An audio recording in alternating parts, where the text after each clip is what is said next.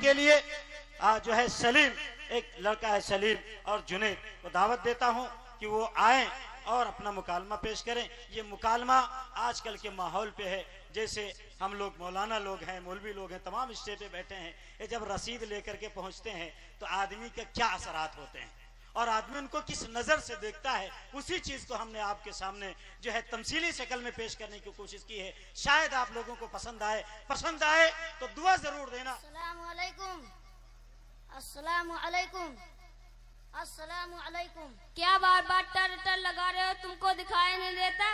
सेठ जी मैं सलाम कर रहा हूँ, गाली थोड़ी दे रहा हूँ। पहले आपको सलाम का जवाब देना चाहिए। कहाँ तो सलाम का जवाब दूं? तुम लोगों ने मुताजिज कर रखा है, सलाम का जवाब दूं या फिर तैयारी करूं? सेठ जी हमारे नबी का ही फरमान है कि बात शुरू करने से पहले सलाम करो।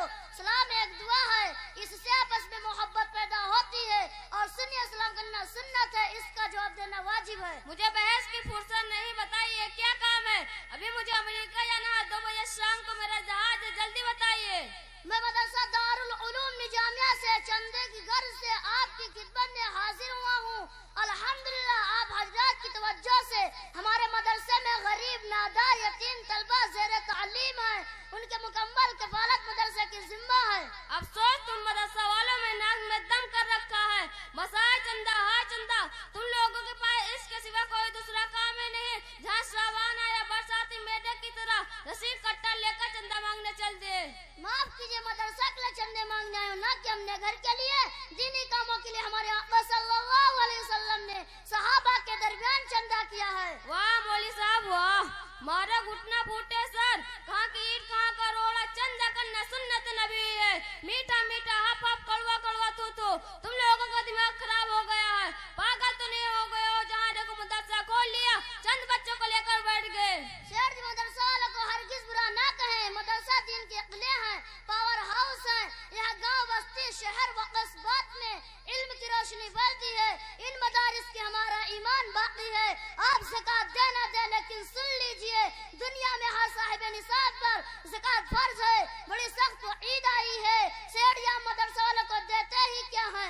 जितना रौब दिखा रहे हैं, माल के नशे में पैजामे सवाह न हो जाए। अल्लाह ने माल कारून को दिया था, उसने माल की ज़कात देने से इनकार कर दिया था, तो अल्लाह ने उसी माल के साथ उसी को जमीन में धंसा दिया।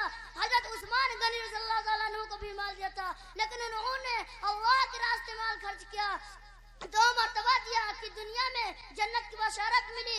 सेठ जी माल पर नहीं इतराए, उनका एहसान मानिए, उनका शुक्र अदा कीजिए। उनका एहसान है कि आपके पास आकर ज़कात की रकमें ले जाते हैं, वरना कहाँ बात करने की फुर्सत नहीं, वक्त पर खाना नसीब नहीं, आप ज़कात देने कहाँ जाएंगे? वाह मौलवी साहब, आप तो अजीब उल्टे खोपड़ी के मालूम होते हो। उल्टा चोर कोतवाल को डांटे, रुपया भी दे, उल्टा उनके एहसान भी माने। सेठ जी एहसान नहीं, ज़कात फर्ज है आप पर, आपको खुद अपनी ज़कात देने जाना चाहिए। अगर ये मदरसा वाले न आए तो आपको जाना पड़ता, तो कारोबार का कितना नुकसान होता।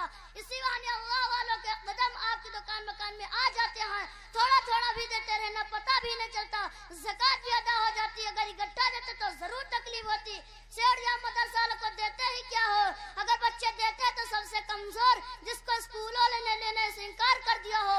अगर माल देते तो माल का माल, हम मदरसा वालों ने उस माल को सही से मसरफ में खर्च करके, बच्चों पर मेहनत करके हाफिज आलिम कारी बनाकर आपके खिदमत में पेश करते हैं। खोटा माल देते हैं और खरा माल लेते हैं। मौलवी साहब एक बात है, चंदा वाले चंदा का तरीका आज आप लोगों ने इख्तियार कर रखा, मेरे समझ से बाहर है। हमारे काबरीन बहुत दूर अंदेश थे, उन्होंने हालात का जायजा लिया, पहले का हालात देखे, इसके बाद तरीका चंदा का शुरू हुआ।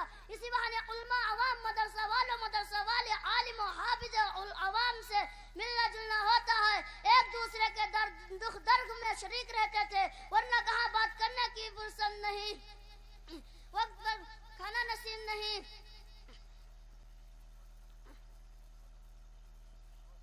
बोल आप ज़कात देने कहाँ जाएंगे? वाह मौलवी साहब वाह, एक बात आप कहते हैं जो हाल माजी बुखारा समरकंद बगदाद वगैरह का हुआ वही हाल हमारा भी होता है। बात समझ में नहीं आई, उसका क्या मतलब है? इस्लामी दुश्मन लोगों ने उल्मा और अवाम दोनों को बहकाया, उल्मा को समझाया, ए मदरसा वाले आप ही लोगों के पैसों से आश कर रहे हैं, अगर आप लोग पैसा देना बंद कर दे दिन में ता नजर आने लगेंगे, जिंदगी गुजरना दूबर हो जाएगी। उल्मा को समझा अब इल्म के समंदर है। आप लोगों को उल्मा के पास जाना उठना बैठना इल्म की तौहीन है, तौहीन है। उल्मा का अवाम से मिलना जुलना खत्म हो गया। फिर दुश्मन इस्लाम ने जो हाल किया है वो जाहिर है।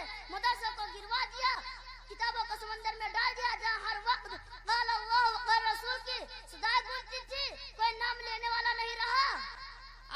आज आपने मेरी आंखें खोल दी।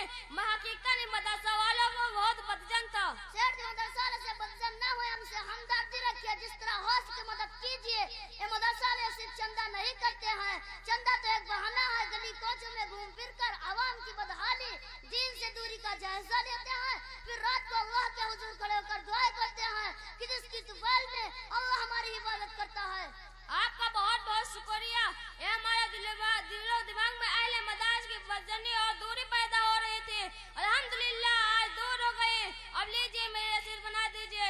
नाम बताइए। सेठ जुनैद खान, पता से सही टिपरा। कितने की रसीद बनेगी आपकी? 50,000 की बना दीजिए।